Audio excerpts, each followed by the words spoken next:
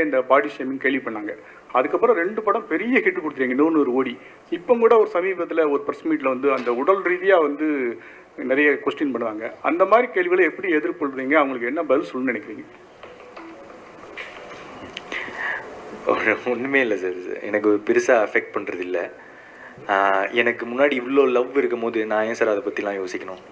எதுவுமே சரியாக work out ஆகலை, அதுக்கப்புறம் இந்த மாதிரிலாம் ஒன்று நடக்குதுன்னா அப்போது உட்காந்து யோசிக்கலாம். ஆனால் மக்கள் தான் இவ்வளோ வரவேற்பு தராங்க, அப்போது இது ஒரு பெரிய மேட்டர் இல்லை சார்.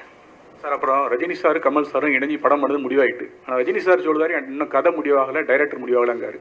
சப்போஸ் உங்களுக்கு கேட்டாங்கன்னா உங்கள்கிட்ட கதை இருக்கா, எந்த மாதிரி ஜானரில் அந்த 2 பெரிய ஸ்டார் வச்சு படம் பண்ணுவீங்க சார்? கதை இல்லைங்க சார் என்கிட்ட அந்த மாதிரி. ஆமாம், 2 பெரிய லெஜண்ட் சார். அவங்க 2 பேரும் சேர்த்து கனவுல கூட யோசிச்சிருக்க மாட்டோம். சும்மா ஜாலியாக வீட்டில் இருக்கும் போதெல்லாம் யோசிப்போம், ரஜினி சாருக்கு இப்படி ஒரு கதை இல்லை அந்த மாதிரிலாம். இந்த ரஜினி சாரும் கமல் சாரையும் சேர்த்து வச்சு ஒரு கதையை நம்ம அந்த மாதிரிலாம் அந்த மாதிரி யோசிச்சு அந்த மாதிரி ஒரு கதை பண்ணதில்லை.